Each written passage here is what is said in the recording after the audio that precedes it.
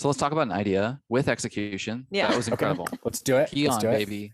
Kion. Yes, one of our faves. By the time this episode drops, we will have done a Kion exclusive episode. I'll go in a little bit about just, why I freaking love your brand and your product so much. Completely pulled me out of adrenal exhaustion. Literally, I was celibate from, fitness supplements, the neon pornographic themed pre-workouts and creatine and protein. And I was 5% body fat, but looked like a pregnant, woman just from the bloating. And so just absolutely critical in my just physical wellness story, in addition to just knowing you guys and loving everything you do. Explain to us, like, what is the Kion ethos? How is Kion differentiating itself in the marketplace? I mean, we're in a nutraceutical supplement space that's loaded with these things that I'm mentioning, like neon colored lemon raspberry cotton candy garbage. And you're doing it the right way. Walk us through a little bit of what Kion's all about. I think it's really pretty simple. I think it's about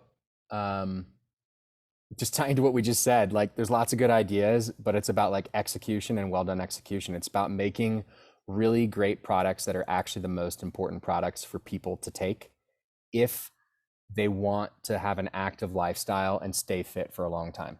There's so many different cool things you could make, or you market this thing or do that. And it's like, what do we actually want and need to take? And that's really like what defines the products we make. We make Kion amino acids, which is really like our hero product. And I didn't tell this in the story, but like literally my mom would give me aminos when I was like 2 and 3 years old. It's like the first, I was on all kinds of supplements and vitamins, but it was like the most important thing. Like my mom was obsessed with aminos. But it's like, and I can go all into why, but like if you're going to take a dietary supplement, and especially if you're trying to have an active life, just start there. Like, it's the most foundational thing. Like, and we could make something way sexier and add like, add all this other pre-workout stuff to it, but it's like, it's not actually what you really need. Same thing. It's like we all, and it's related, but like protein, we all would benefit from eating more protein in our diet. Most of us. Again, I'm speaking to people who are being active, really. Like, you need more protein. So what's the highest quality, best tasting protein we can possibly make? And we just made that. Yeah. And it's like, we all love coffee, and coffee, maybe it's a bit more of a stretch to say for an active life, but not really. It's like, a lot of people, unless you're kind of off the caffeine, having a delicious cup of coffee in the morning, and maybe sometimes 2, maybe 3, if you're like addicted. What's the cleanest, healthiest, best coffee that's actually going to make me feel good and not kind of mess me up, later in the day or for the rest of my life? It's like, let's make that. So it's just pinpointing what are these things that actually fit into this active lifestyle, and how do we make it as best as we can possibly make it? And then that just extends to like the rest of what we do. It's about how do we have like the absolute healthiest company culture, according to us, according to what we think is healthy. And like really do that, like devote everything we can to doing that. And we won't get everything perfect, and it won't always be just right, but like for real do that. This is not, maybe the game of life is infinite and we can have lots of opportunities to do it, but like, this is the only one. So like, do it really well. We're going to be working with people all day long. Like, how do we make this the most awesome, like, life experience to work here and be part of this for people that, again, are motivated by like an active, joyful, kind of engaged lifestyle? From my observation in your company culture and your products, it's so much that hermetic principle of, as within, so without. It's in fitness, in health, and your wellness. Even though biohacking is fun, you can't hack and shortcut and trick your way into a holistic health profile. It's long. It's doing the little things right, correct. It's, 1 penny away a day and accumulating interest, compounding self-health interest, if you will.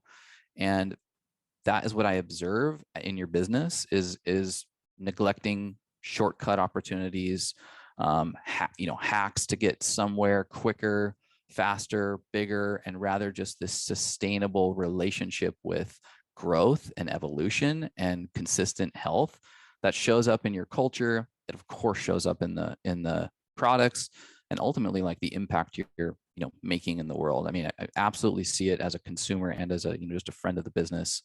Personally for you, I don't even know where to start with my favorite products, but most used daily for me is aminos, creatine, and the vanilla protein daily. What are your top 3 products, and then how do you use them? It's really hard for me to choose like my top 3 products because I really do take them all like every day. I don't always take Flex every day. Okay. Like Flex, I kind of use more on and off depending on like where I'm at because I guess I'm not that old yet. I'm not I'm not aching that much. I take aminos, protein, and coffee basically like religiously. Really like I've always been a coffee lover. It's funny if I go back and you see if you see your life like on an upward spiral. I mean, early in my life, it's definitely like my mom, coffee, aminos, and like now I've got this company where it's like coffee and aminos are this huge part of it.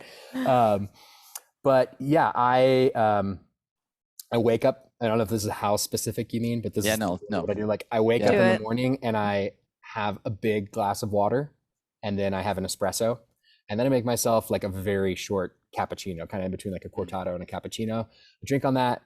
I meditate, I write, I work on stuff, I wait a few hours, and then I do some strength training, and then I take a gigantic dose of aminos, which is not like what most people do. But I probably take like 20 grams of aminos.